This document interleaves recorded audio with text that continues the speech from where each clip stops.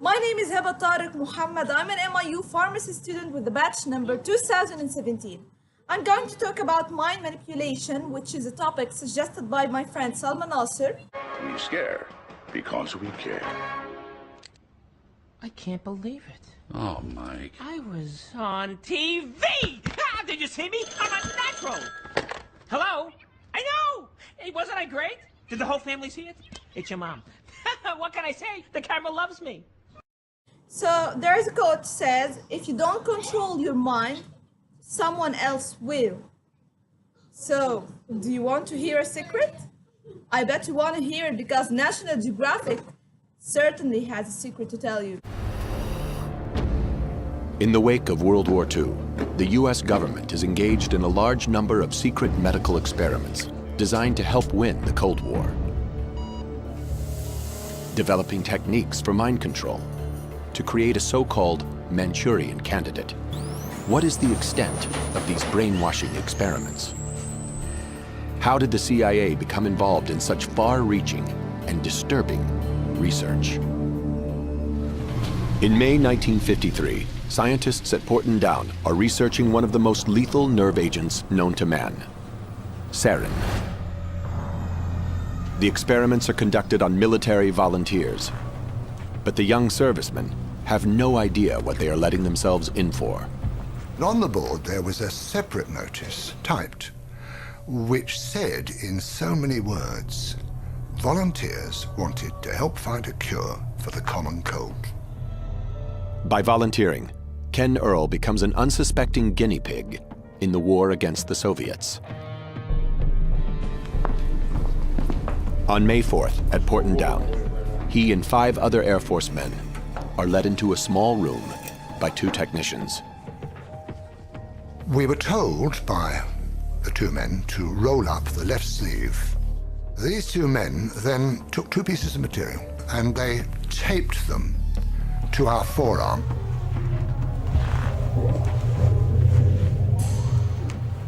They then gave us each a respirator and that we were not, under any circumstances, to take off the respirator. And the door was sealed behind us.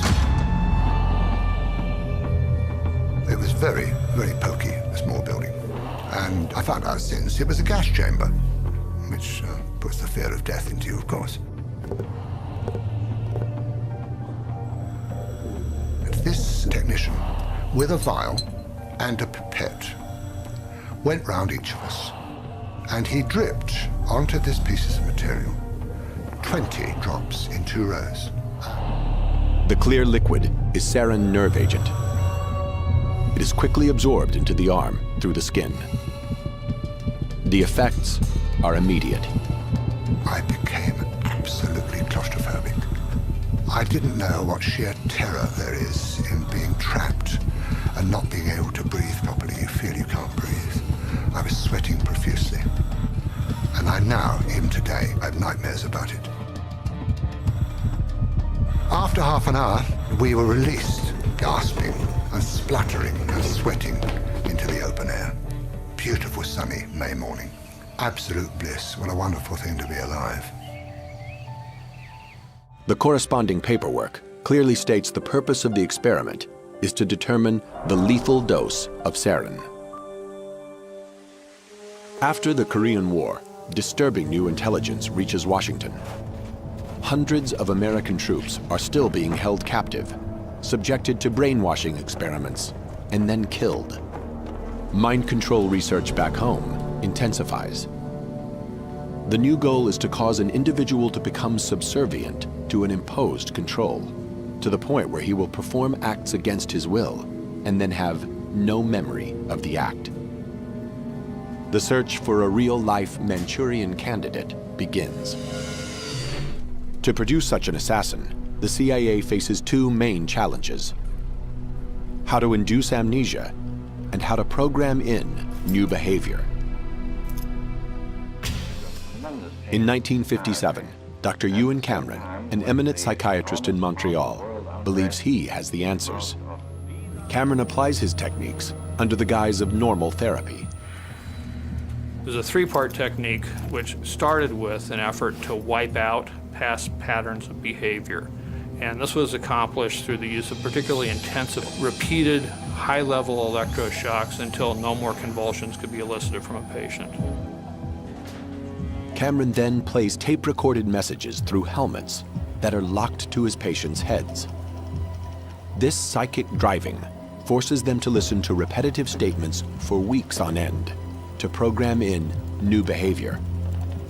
Now, the final phase was to try to wipe out all recollection of what had happened, and that was accomplished by putting people to sleep for 30, 40 days, accompanied by different kinds of cocktails of drugs. Now, that's not any kind of therapy. That's a brainwashing experiment. So how on earth are they capable of doing so? Actually, they have 7 techniques which are very, very smart and very, very manipulative. They use a repetition method where they repeat a certain sequence of words in order to convince you or to emphasize a certain behavior. And then they use a social proof and the peer pressure, where you start believing that I can do so because everybody does so. And then they use the fear of alienation, where you have this fear of being alone if you left them after noticing that some of their behaviors aren't quite following your principles or the right principles and the right morals in a society. But then there's the isolation part, whether it's a physical or mental isolation, where in this period of time they are supposed to implant the ideas that they want to implant inside your head. And then comes the fatigue part, where studies have shown that when you are fatigued or when you feel tired, then you're more likely to be persuaded with others' ideas. And that's actually what they use. And then the formation of the new identity, where they start to convince you that let's do something small, whether it's a simple behavior, simple act, or simple anything that you do, and then it starts growing bigger and bigger, and then it starts increasing in number until you reach a point where you find that, what the hell did I do? And when you start telling them if that is right or not, then they start to bring physical evidence and videos proving that this is your identity. So it's hard to convince yourself otherwise because it's already proven. Then comes the last part, which is the criticism, where they start to divide themselves into 2 groups, you and us, we and they, and then they start to tell you that you are so lucky to be one of us, and that we are more ethical and more moral than the other groups of people, and that it's your lucky day to join us. So you pretty much feel that you are appreciated, and that's really a big chance for you, and that there's no other chance better than this one.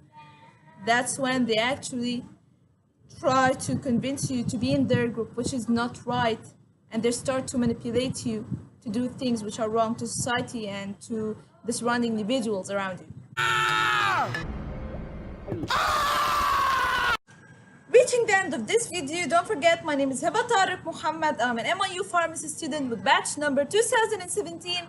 I hope you really enjoyed this video, and it wasn't such a creepy video after all. But although I have to admit that I was scared actually very much. So don't forget to like and share this video on Facebook, and don't forget to subscribe my channel in order to reach the new videos that I'm posting to you. So stay up and stay tuned.